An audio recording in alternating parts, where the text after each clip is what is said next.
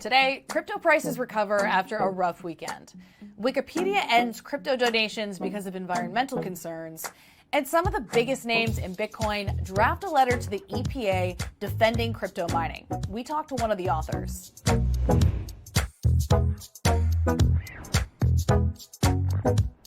Welcome to CNBC's Crypto World. I'm Mackenzie Sigalos. Digital currencies are on the rebound to start the week. By noon Eastern, Bitcoin traded around $38,000, off its weekend lows of $37,000. Ether recaptured $2,800 after falling over the weekend, while Solana dipped to $87. Now for the top stories. First, Crypto.com is slashing rewards given to holders of its prepaid Visa cards. The company capped cashback rewards for lower-tier cards and announced that it would phase out staking rewards in about 6 months. Crypto.com's Chronos token plummeted as much as 17% as users expressed their frustration with the change. Next, the company that runs Wikipedia will stop accepting crypto donations. The proposal to end crypto acceptance was drafted by Wikipedia contributor Molly White, and of the 400 members that voted, 71% approved it. Now, White said that accepting crypto was against Wikipedia's philosophy because they were, quote, inherently predatory.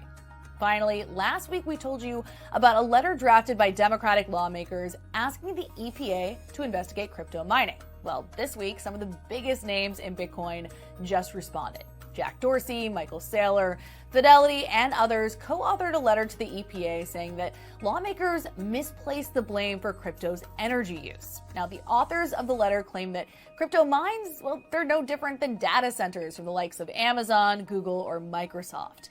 Instead, they say the focus should be on power plants. I spoke to one of the authors of that rebuttal, Darren Feinstein. He's the co-founder of crypto mine Core Scientific. Here's what he told me about why he helped draft that letter. So Darren, let's dig in. For people who aren't really familiar with the arguments being made by House Democrats, let's start with that, and then we'll talk about the points that they made that you think are wrong.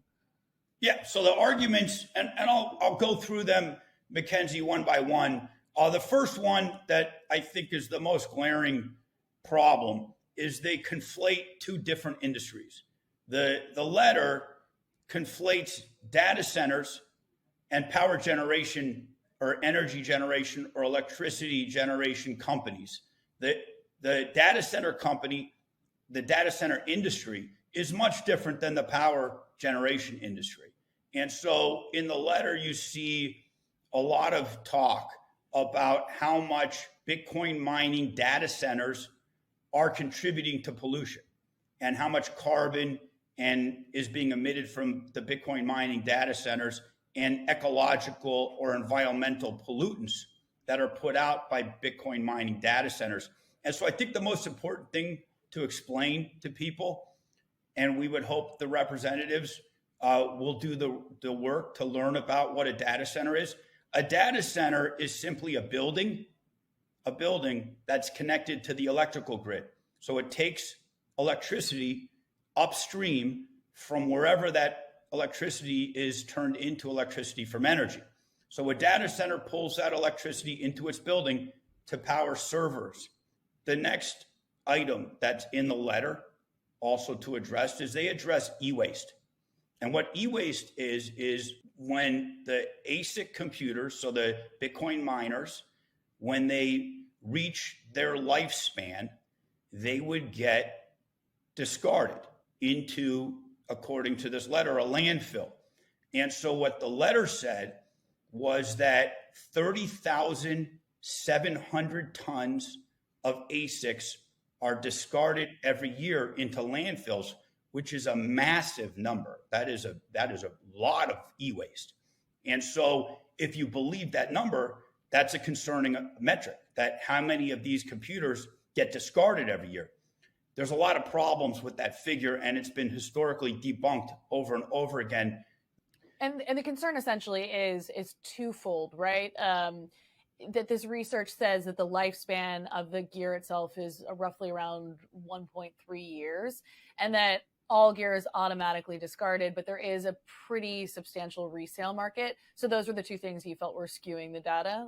That's what I gleaned from the letter. 100%, Mackenzie. You're 100% right. Yes. So the two metrics were the lifespan of the equipment, which they listed at 1.3 years, and the second one is where they're being discarded. The lifespan has been thoroughly debunked. The S9s, which are the last generation before the current generation of equipment. Currently, Bitcoin miners are using S19s and similar equipment. The S9s, which about 3 or 4 months ago were estimated to be roughly 40% of the network. So the S9s are a very critical piece of equipment that have been used by Bitcoin miners. Those were created and sold starting in 2016. So the S9s are going on year 6. And, Darren, I want to move on to another point. So you've been in the Bitcoin mining business for a while. You co-founded one of the largest publicly traded mining companies in the U.S. today. And stepping back from, what lawmakers might or might not have gotten right, just how worried are you that there may be some movement here from the EPA?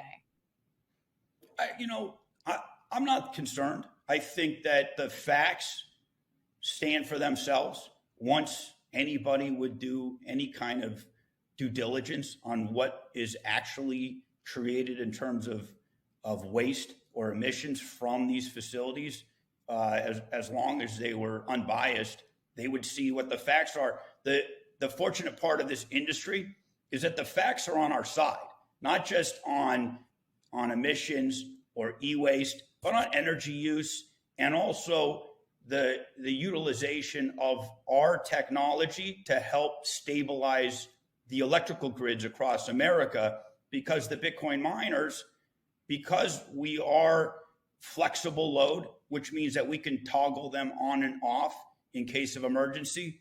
If there's any kind of electrical event, if there's a weather event that causes an emergency event on the electrical circuits or on the transmission lines, the Bitcoin miners can power down and provide that energy back to the grid with no consequence. Yeah. Traditional data centers can't do that. Traditional data centers run air traffic control and traffic lights and hospital databases.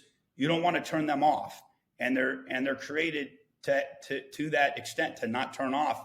Whereas if there's any kind of emergency or controlled load event, the data centers that are running Bitcoin miners will turn off right away, and we're contractually obligated, Core Scientific and a number of the publicly traded and larger operators in America, we're contractually obligated to turn off right away if there's any kind of grid stress.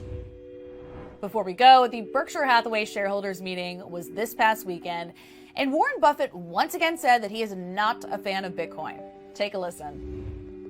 If you told me you owned all of the Bitcoin in the world and you offered it to me for $25, I wouldn't take it, because what would I do with it? I have to sell it back to you one way or another. I mean, maybe I'm the same people, but it isn't going to do anything. That's all for today, but we'll be back again tomorrow. See you then.